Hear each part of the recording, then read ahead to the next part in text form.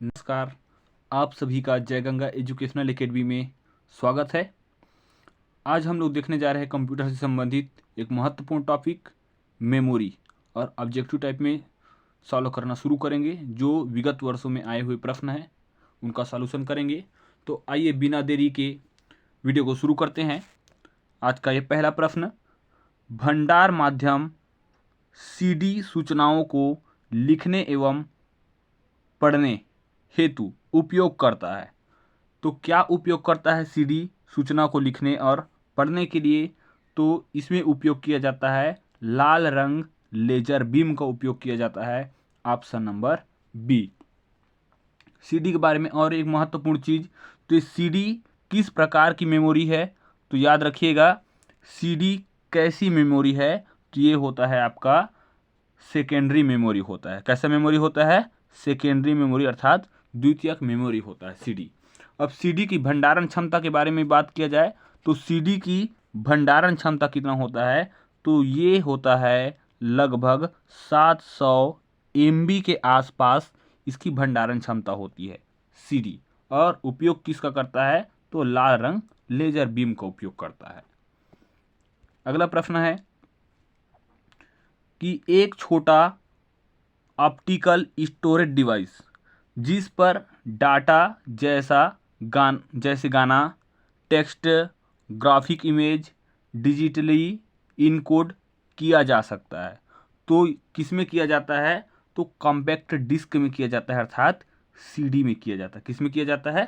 CD में। और CD का क्या बताया आपको? स्टोरेज क्षमता बताया। तो स्टोरेज क्षमता लगभग कितना बताया आपको? 700 MB बताया। किसका उपयोग किया जाता था देखे थे इससे पहले? तो किसका उपयोग किया जाता था? तो लाल रंग लेजर बीम का उपयोग किया जाता था। अगला प्रश्न है, सीपीयू एवं बाह्य मेमोरी के मध्य एकल आदान प्रदान को क्या कहा जाता है? जो सीपीयू है और बाह्य मेमोरी है, इसके मध्य जो एकल आदान प्रदान किया जाता है उसे क्या कहा जाता है? तो उसे कहा जाता है बस साइकिल बोला जाता है। क्या बोला जाता है? बस साइकिल। ऑप्शन नंबर सी। इसके बारे में देखिएगा, थोड़ा सा डिटेलिंग देख लेते हैं कि बस साइकिल होता क्या है। तो ये सीपीयू से लेकर बाह्य मेमोरी के बीच में क्या चलता जाता है? लगातार एक साइकिल चलते जाता है, जिसे क्या बोलते हैं? बस साइकिल। और ये बस दो प्रकार से आपको मिल जाएगा। कौन कौन सा? एक इंटरनल होता है, पहला वाला कौन सा? इंटरनल। और एक दूसरा होता है एक्सटर्नल। तो इंटरनल क्या होता है? तो इंटरनल ये मदरबोर्ड होता है, और मदरबोर्ड में एक धातु का बारीक बारीक क्या होता है? तार होता है। और ये मदरबोर्ड के सभी हिस्सों को क्या करता है? जोड़ने का काम करता है। तो ये जोड़ने का काम करता है, तो ये आंतरिक हिस्से में कर रहा है। इसका हिस्से क्या बोला जाता है? इंटरनल बोला जाता है। और इसी में यदि सीपीयू और बाह्य मेमोरी के मध्य में ये धातु जोड़ने का जब काम करेगा तब इसे कहा जाता है एक्सटर्नल बस कहा जाता है। और इसके सीपीयू से लेकर बाह्य मेमोरी तक के बीच की जो साइकिल होता है, चक्र होता है, जिसे क्या कहा जाता है? बस साइकिल। जो ऑप्शन था बी। अगला देखिएगा, अगला प्रश्न है, निम्न में से अलग कौन है? तो अलग कौन है? तो अलग है आपका कौन सा? BIOS, basic input output system. अब इसमें देखते हैं कि बायोस है कैसे अलग। तो इसमें देखिएगा, सीडी डीवीडी, फ्लॉपी डिस्क और एफडी डिस्क, ये किसका कंपोनेंट्स के अंतर्गत आ जाता है? तो ये मेमोरी का है। किसका है? मेमोरी का। ठीक है। जबकि ये बायोस में देखिएगा तो ये भी मेमोरी का हिस्सा है, लेकिन ये किसका होता है? रैम का हिस्सा होता है। किसका हिस्सा होता है? रैम का। ठीक है, यहाँ देखिएगा ये किसका हिस्सा होता है? तो रैम का हिस्सा होता है ये बायोस। इस कारण से ये क्या है? अलग है। ऑप्शन नंबर आपका डी। अगला प्रश्न देखिएगा, सीपीयू के द्वारा संशोधित अर्थात प्रोसेस किए जा रहे प्रोग्राम एवं डेटा को संग्रहित करने के लिए कौन सी कंप्यूटर मेमोरी का उपयोग किया जाता है? तो इसके लिए उपयोग किया जाता है इंटरनल मेमोरी। ऑप्शन नंबर आपका बी। तो ऑप्शन नंबर बी मतलब इंटरनल मेमोरी का उपयोग किया जाता है। और इंटरनल मेमोरी में मुख्य रूप से कौन कौन सा आ जाता है? तो पहला इंटरनल मेमोरी आ जाता है आपका रजिस्टर, है ना। और हो जाता है आपका रैम, और आपका आ जाता है कैश मेमोरी, और साथ ही साथ ये रोम को भी ले सकते हैं, रोम। ये सब किस में आ जाता है? आपका इंटरनल मेमोरी के अंतर्गत आ जाता है। Option number B. अगला देखिएगा, सीडी रोम है, तो सीडी रोम क्या है? तो सीडी रोम होता है आपका उपयुक्त में से कोई नहीं। ऑप्शन नंबर आपका डी हो जाएगा। तो सीडी रोम होता क्या है? तो एक ऑप्टिकल मेमोरी होता है। कैसा होता है? Optical memory. तो याद रखिएगा, एक कैसा मेमोरी होता है? ऑप्टिकल मेमोरी होता है। ऑप्शन में नहीं दिया ऑप्टिकल मेमोरी, इस कारण से उपयुक्त में से कोई नहीं। ऑप्शन नंबर आपका डी। अगला प्रश्न देखिएगा, निम्नलिखित में से कौन सा सही नहीं है? तो कौन सा सही नहीं है? तो यहाँ देखिएगा, डिलीट फाइलें रिसाइकल बिन में रीस्टोर हो जाती है, ये आपका सही है। किसी टेक्स्ट से डिलीट हुआ एक पैकेज रीस्टोर हो सकता है यदि डिलीट करने के तुरंत बाद संयुक्त फाइल बंद ना हो तब। तो ये भी आपका सही है। और इसमें देखिएगा, फाइलों को रिसाइकल बिन में भेजने पर डिस्क में फ्री स्पेस रीस्टोर हो सकता है, तो ऐसा नहीं हो सकता। ऑप्शन नंबर हो जाएगा आपका बी। ऑप्शन नंबर बी सही है। ठीक है, अब यहाँ देखते हैं कि ऑप्शन नंबर बी गलत क्यों है। तो इसमें देखिएगा, एक लिखा हुआ है, फाइलों को रिसाइकल बिन में भेजने पर डिस्क में फ्री स्पेस रिस्टोर हो जाता है। ऐसा नहीं होता। यदि एक बार डाटा को क्या किया जाए? डिलीट किया जाए। क्या किया जाए? डिलीट यदि कर दिया जाता है तो ये जाके कहाँ रिस्टोर हो जाता है? तो रिसाइकल बिन में हो जाता है। तो रिसाइकल बिन में तो जगह लेगा ये मेमोरी में। ठीक है, तो ये पूरी तरह से फ्री हुआ क्या? नहीं हुआ। यदि रिसाइकल बिन से भी आप क्या कर देते हो? डिलीट कर देते हो, तब फिर फ्री होता है, जबकि इसमें ऐसा नहीं बोला गया है। तो ऑप्शन नंबर कौन सा हो जाएगा? ऑप्शन नंबर बी हो जाएगा। ठीक है, अगला प्रश्न देखिएगा। अगला प्रश्न देखिएगा, फ्लॉपी डिस्क में, है ना, फ्लॉपी डिस्क में होता है। तो फ्लॉपी डिस्क में क्या होता है? तो ऑप्शन में देखिएगा, सिर्फ सर्कुलर टेक्स्ट दिया है, सिर्फ सेक्टर दिया है, जबकि ये मौजूद होता है फ्लॉपी डिस्क में। आपको ध्यान में रखना है कि फ्लॉपी डिस्क में ये टेक्स्ट भी मौजूद होता है और सेक्टर भी मौजूद होता है। दोनों मौजूद होता है ये फ्लॉपी डिस्क में, लेकिन दोनों का ऑप्शन दिया है क्या? तो इसमें देखिएगा, सर्कुलर डिस्क दिया है, सॉरी, सर्कुलर टेक्स्ट दिया हुआ है और सिर्फ लिखा हुआ है यहाँ पर, है ना। तो सिर्फ ये होता है, मतलब अकेले ये टेक्स्ट पाया जाता है, टेक्स्ट पाया जाता है, और सिर्फ सेक्टर पाया जाता है, ऐसा बिल्कुल नहीं है। दोनों संयुक्त रूप में यहाँ पर मौजूद होता है। इस कारण से ए और बी देने के बावजूद भी ऑप्शन नहीं आएगा। ऑप्शन नंबर आ जाएगा आपका कौन सा? ऑप्शन नंबर डी सही होगा। तो समझ में आया होगा, फ्लॉपी डिस्क में ये टेक्स्ट भी होता है और सेक्टर दोनों एक साथ मौजूद होता है, अकेले अकेले मौजूद नहीं होता। इस कारण से ऑप्शन नंबर हो जाएगा आपका डी। अगला प्रश्न, एक हार्ड डिस्क टैक्स में विभाजित होता है जो पुनः खाली स्थान में उप विभाजित होता है, मतलब और कौन से भागों में विभाजित हो जाता है? तो ये विभाजित होता है किसमें? सेक्टर में, और विभाजित हो जाता है ये हार्ड डिस्क। ऑप्शन नंबर हो जाएगा आपका बी। अब ये सेक्टर बटा है, तो बटा कैफे में रहता है? तो ये मान के चलिए क्या है, हार्ड डिस्क है, और हार्ड डिस्क के अंदर में वृत्ताकार रूप में क्या होता है, ये और अलग अलग भागों में हार्ड डिस्क का बटा होता है वृत्ताकार पथ के रूप में। ठीक है, जिसे क्या कहा जाता है? सेक्टर कहा जाता है। तो ऑप्शन नंबर क्या था? बी था। अगला प्रश्न देखिएगा, वीडियो और मूवी जैसे बड़ी फाइलों को सुरक्षित रखने के लिए ज़्यादातर क्या इस्तेमाल किया जाता है? तो बड़ी मूवी है, मतलब ज़्यादा क्षमता वाले चाहिए, तो इसमें उपयोग किया जाता है किसका? डीवीडी का।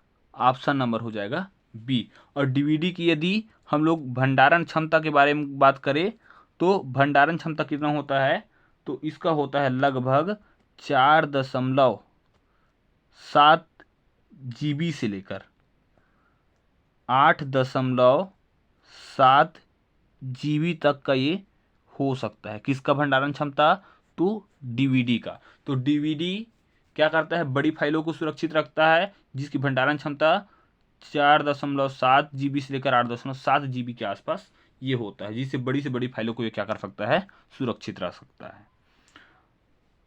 और ये डीवीडी किसकी तुलना में?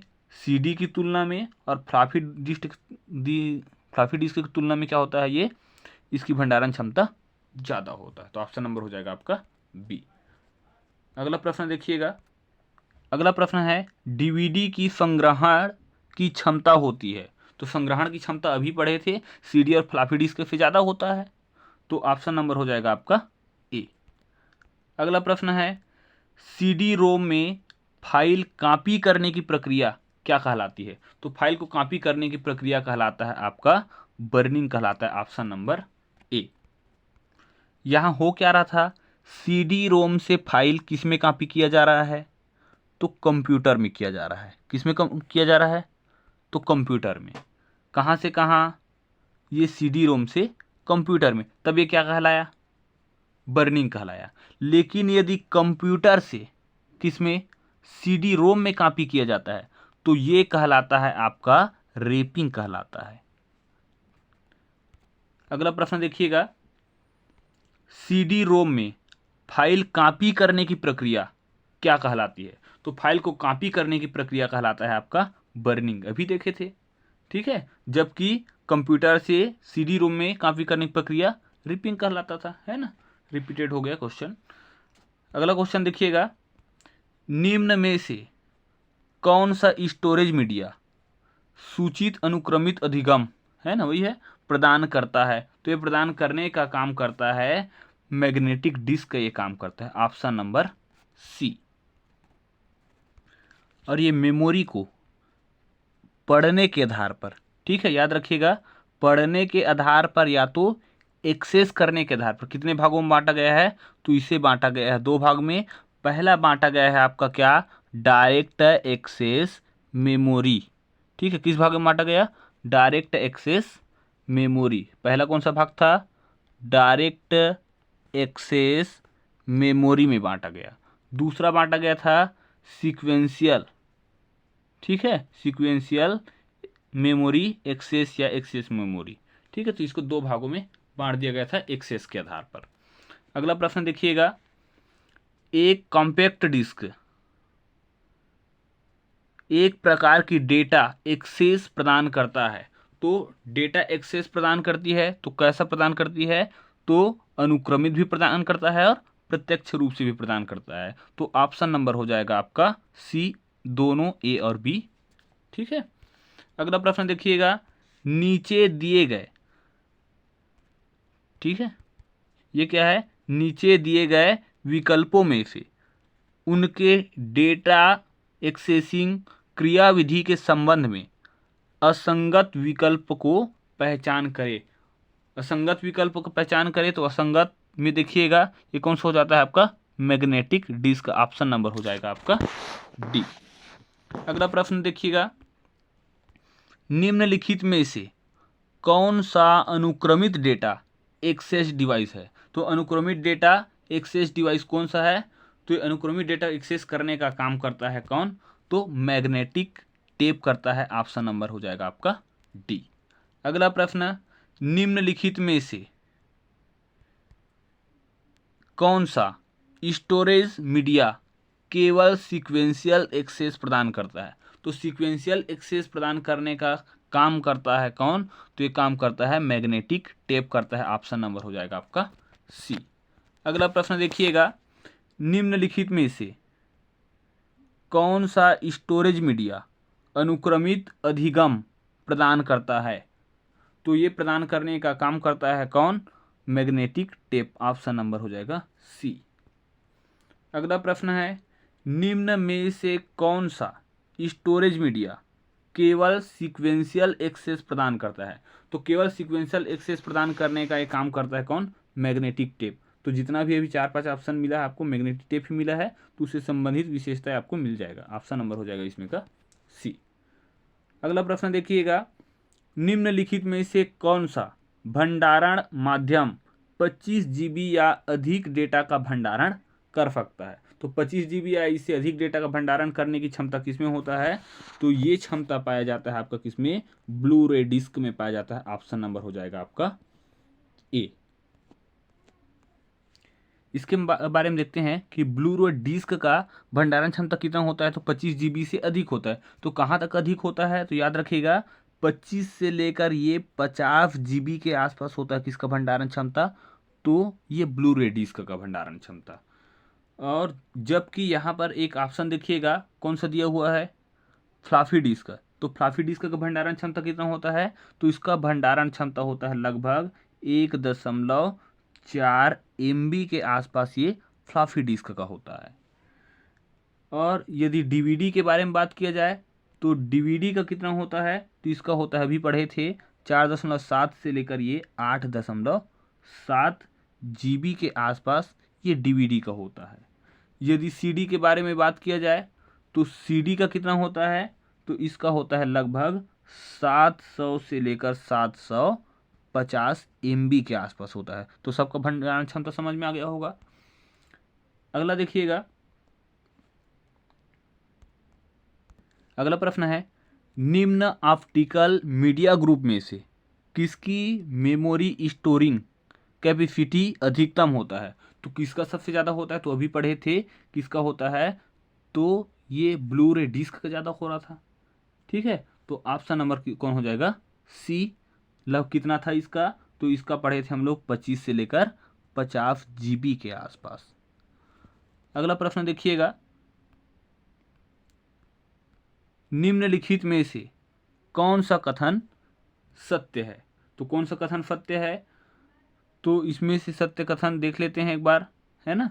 सीडी डीवीडी की मेमोरी सीडी से क्या होती है? अधिक होता है, यही सही है। उसके बाद अगला प्रश्न देखिएगा, high density double sided floppy disk निम्नलिखित डाटा का स्टोर कर सकती है, मतलब कितना डाटा का स्टोर कर सकती है? तो ये स्टोर कर सकता है 1.44 MB के आसपास कर सकता है। उसके बाद अगला प्रश्न देखिएगा, मानक भंडारण क्षमता के अनुसार निम्न में से कौन सा गलत है? तो कौन सा गलत है देख लेते हैं। तो इसमें अभी देखे थे कि सीडी का स्टोरेज क्षमता 750 MB, ये सही है। डीवीडी का देखे थे 4.7 GB से लेकर 8.7 GB तक देखे थे, ये भी सही है। ब्लू रे डिस्क देखे थे 150 GB से, सॉरी है ना 25 GB है, 25 GB से 50 GB के आसपास। लेकिन ये फ्लॉपी डिस्क का इतना नहीं देखे थे, है ना। यहाँ देखिएगा ये फ्लॉपी डिस्क में 144 MB लिखा हुआ है, जबकि हम पढ़े क्या थे 1.44 MB होता है। ठीक है, लेकिन ये दशमलव नहीं लिखा हुआ है ना, तो ऑप्शन नंबर हो जाएगा आपका ए। उम्मीद है आप सभी को वीडियो पसंद आया होगा। तो इसी प्रकार के लगातार वीडियो प्राप्त करने के लिए हमारे चैनल को सब्सक्राइब, लाइक और कमेंट्स जरूर करें, ताकि हम अपनी गलतियों को सुधार के वीडियो आपको लगातार प्रोवाइड करा सके। आप लोगों का सपोर्ट ज़रूरी है। तो वीडियो देखने के लिए आप सभी का बहुत बहुत धन्यवाद।